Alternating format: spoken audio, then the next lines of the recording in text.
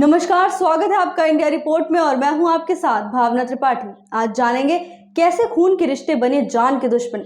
स्वास्थ्य विभाग ने किया रोगों पर प्रहार, अधिवक्ताओं ने क्यों की हड़ताल, कहां मिले सबसे पुराने पत्थर के अवशेष, कांग्रेस नेता अतुल लोंढे ने साधा अरविंद केजरीवाल पर निशाना, जेल में टीका करने पहुंची बहनें और आखिर में जानेंगे क्यों मंडरा रहा है आजम खां पर खतरे का साया। लेकिन इससे पहले एक नजर आज की हेडलाइंस की ओर। बेटे ने लगाया मामा पर मां की हत्या का आरोप, पुलिस ने किया मामला दर्ज। मच्छर जनित रोगों के बढ़ते प्रभाव के बाद स्वास्थ्य विभाग आया हरकत में, कैंप लगाकर बांटी गई निशुल्क दवाइयां। अधिवक्ता हुए नाराज, शुरू की भूख हड़ताल। मुर्धवा में मिले सबसे पुराने पत्थर के अवशेष, शोधकर्ताओं ने अवशेषों को बताया 180 साल पुराना। केजरीवाल ने की भारतीय करेंसी पर लक्ष्मी गणेश की तस्वीर लगाने की मांग, कांग्रेस नेता अतुल लोंढे ने जाहिर की प्रतिक्रिया। भाइयों का टीका करने जेल पहुंची बहनें, भाइयों को गलत काम न करने का दिलाया संकल्प। रामपुर की एमपी एमएलए कोर्ट ने आजम खां की हेट स्पीच मामले में सुनाया फैसला, पीएम मोदी और डीएम रामपुर के खिलाफ हेट स्पीच देने का लगा है आरोप। तो आइए अब शुरू करते हैं खबरों का सिलसिला। जमीनी विवाद में बेटे ने मामा के ऊपर मां की हत्या करने का आरोप लगाया है। डीएम ने शव को कब्र से निकालकर पोस्टमार्टम कराने के आदेश दिए हैं। मामा के साथ मां की ममेरी बहन के खिलाफ भी मुकदमा दर्ज किया गया है। मामला चमनगंज थाना क्षेत्र का है।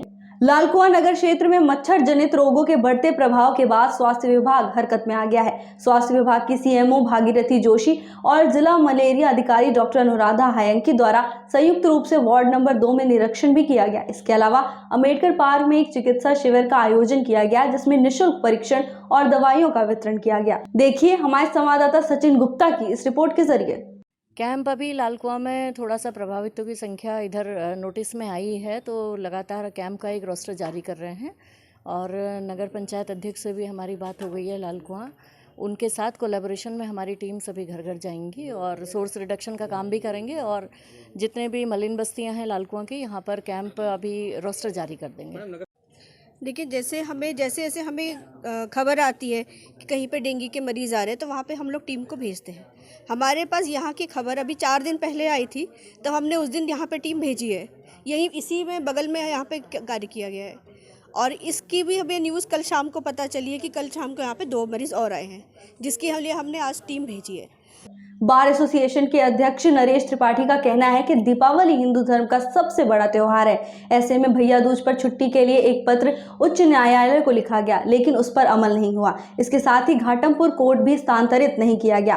कई मुद्दों को लेकर उच्च न्यायालय को पत्र लिखा गया, लेकिन सुनवाई न होने पर आज अधिवक्ताओं ने हड़ताल करते हुए न्यायिक कार्य से विरत रहे। न्यायालय से कहा था क्योंकि भैया दूज एक महत्वपूर्ण हिंदुओं का त्योहार है, हमको भी छुट्टी दे दी थी, लेकिन माननीय उच्च न्यायालय ने हमारी बात नहीं मानी, जिससे फिर हमारी कार्यकारिणी की एक बैठक हुई, उसमें हम लोगों ने तय किया। ये हड़ताल कानपुर बार एसोसिएशन द्वारा कई मुद्दों को लेकर की गई है और उसमें प्रमुख था कि आज भैया दूज की छुट्टी के लिए कानपुर बार एसोसिएशन लिखा था, लेकिन वो छुट्टी घोषित नहीं की गई, जिसकी वजह से मुख्य रूप से हड़ताल की है। रेणुकूट समीट स्थित मधुरवा में सड़क किनारे अब तक के सबसे पुराने पत्थर के अवशेष मिले हैं। आपको बता दें कि ये सोनभद्र के सलखन स्थित जंगल में 140 करोड़ साल पुराने मिले अवशेष से भी पुराना है। इसे काशी हिंदू विश्वविद्यालय के शोधकर्ताओं ने 180 साल पुराना बताया है। अवशेष मिलने के बाद से इसे सुरक्षित करने की कवायद शुरू कर दी गई है। देखिए हमारे संवाददाता प्रमोद कुमार की इस रिपोर्ट के जरिए। तो मतलब हमारा जैसे सलखन का है फॉसिल्स, वो भी ओल्डेस्ट फॉसिल्स है, 140 करोड़ वर्ष पुराना है। ये कहा जाता है कि अमेरिका में जो येलो स्टोन है उससे भी प्राचीन है, तो हम लोग उसको भी विकसित कर रहे हैं। वहाँ भी तमाम ऐसे पर्यटन केंद्र के रूप में उसका विकास किया जा रहा है। ये सरकार इस इको टूरिज़्म पर बहुत ध्यान दे रही है और जल्दी ही वहाँ तो बहुत बड़ा केंद्र बनने जा रहा है। यहाँ भी ऐसा ही कुछ होगा, इसको हम लोग इको टूरिज़्म से जोड़ेंगे। देश विदेश से पर्यटक आएंगे, छात्र आएंगे, शोधार्थी आएंगे, वैज्ञानिक आएंगे और इससे इस क्षेत्र के लोगों का भी भला होगा, स्थानीय स्तर पर रोजगार भी मिलेगा। दिल्ली के मुख्यमंत्री अरविंद केजरीवाल द्वारा भारतीय करेंसी पर लक्ष्मी गणेश की तस्वीर लगाने की मांग के बाद सियासत तेज हो गई है। इस बीच कांग्रेस नेता अतुल लोंढे ने अपनी प्रतिक्रिया जाहिर की है। आइए नजर डालते हैं उनके इस बयान पर। केजरीवाल जी, भगवान भी मेहनतकश लोगों का साथ देती है। भगवान भी जो सही और सच्चे दिल से लोगों के लिए काम करने की इच्छा रखते हैं, उनके पीछे खड़े रहते हैं। आप आईआईटी से हो, अभी इस पे भी संदेह निर्माण होने लगा है, क्योंकि अर्थव्यवस्था कैसे ठीक होनी चाहिए इसके ऊपर एक आईआईटीएन बात न करते हुए वो धर्म की बात करे, वो किसी ज्योतिष की तरह बात करे, वो किसी पंडित की तरह बात करे, तो फिर इस देश का पतन तो तय है। क्योंकि पंडित की तरह और धर्म की बात बताकर लोगों का जीवन सुधारा जा सकता है, लेकिन अर्थव्यवस्था का क्या बंटाढार हो सकता है ये पिछले 8 साल में जिस तरह से मोदी जी ने खेल किया है, उसका नतीजा पूरा देश भुगत रहा है। सबसे बड़ी बेरोजगारी, सबसे ज्यादा महंगाई, डॉलर रुपया 83 रुपया, गैस सिलेंडर 1120 रुपया। और ये सवाल भी हम आपसे करना चाहेंगे, क्या भ्रष्टाचार और जन लोकपाल और बिजली कंपनियों को ऑडिट करने वाले थे, ये मुद्दे कहां गए? भैया दूज पर बुधवार को जेल में बंद अपने भाइयों को दूज का टीका करने के लिए बड़ी संख्या में बहनें जेल पहुंची। भाई बहन के पवित्र रिश्ते को लेकर जेल प्रशासन ने भी कड़े बंदोबस्त किए। बहनों ने अपने भाइयों के माथे पर टीका किया, साथ ही गलत काम ना करने को लेकर बहनों ने भाइयों को संकल्प दिलाया। देखिए हमारे संवाददाता अशोक शर्मा की इस रिपोर्ट के जरिए। महिलाएं अपने भाइयों को टीका करने के लिए भैया दूज के त्यौहार पर आ रही हैं। उनके लिए वहाँ मुलाकात के स्थल पर जहाँ पर्ची बन रही है, बैठने की व्यवस्था और पानी की व्यवस्था, जलपान की व्यवस्था कराई गई है, जो शासन के निर्देश हैं। और इसके बाद इनको जो है लाइन लगा करके और अपने भाइयों को टीका करने और मिलने की जो है अनुमति प्रदान की जा रही है।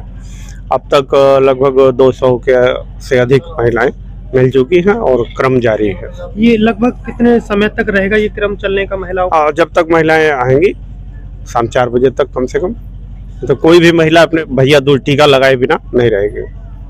रामपुर की एमपी एमएलए कोर्ट ने आजम खां की हेट स्पीच मामले में फैसला सुनाया है। आजम खां पर 2019 के लोकसभा चुनाव में पीएम मोदी और डीएम रामपुर के खिलाफ हेट स्पीच देने का आरोप लगाया है। इसके साथ ही 7 अप्रैल 2019 को आजम खां ने पीएम मोदी और तत्कालीन डीएम अंजनी कुमार सिंह के खिलाफ हेट स्पीच दी थी। हेट स्पीच के मामले में 153A में अधिकतम 3 साल की कैद और जुर्माने का प्रावधान है। अगर आजम खां को हेट स्पीच के मामले में सजा होती है तो वो विधायक पद से हाथ धो बैठेंगे। देखिए हमारे संवाददाता आसिम अजीज की इस रिपोर्ट के जरिए। ऐसा है, झूठ को आप कितना छुपा लोगे? गवाह है, प्रोसिक्यूशन अपनी अपनी मेहनत करता है। इन्होंने भी बहुत सारे ऐसे गवाह प्रस्तुत किए, तो जो झूठ था वो सब जब खुला, आदमी सीख के आता है घर से कि मुझे ये झूठ बोलना है, जब सामने आके जब क्वेश्चन आंसर होते हैं तो सब सही प्रेजेंट आ जाता है। तो यही चीज़ रहा इनके साथ, जो चीज़ सच थी वो साबित हुई। जो भड़काऊ भाषण इन्होंने दिया था, जो अराजकता फैलाई जा सकती थी, जिस तरीके का भाषण था इनका, वो साबित हुआ कोर्ट में। अच्छा, कोर्ट कोई ऐसा तो है नहीं कि अपनी मर्जी से जजमेंट करेगी, ऑर्डर करेगी। जो एविडेंस आती है, जो बचाव पक्ष का वकील देता है, जो प्रोसिक्यूशन देता है, उन सब पे सुनवाई होती है, सबके क्रॉस होते हैं, उसके बाद जजमेंट होता है। तो जो धाराओं का जजमेंट था उसी तरीके से। हाल बुलेटिन की खबरों में मेरे साथ बस इतना ही। ताज़ा तमाम अपडेट्स के साथ जुड़े रहने के लिए देखते रहिए इंडिया रिपोर्ट।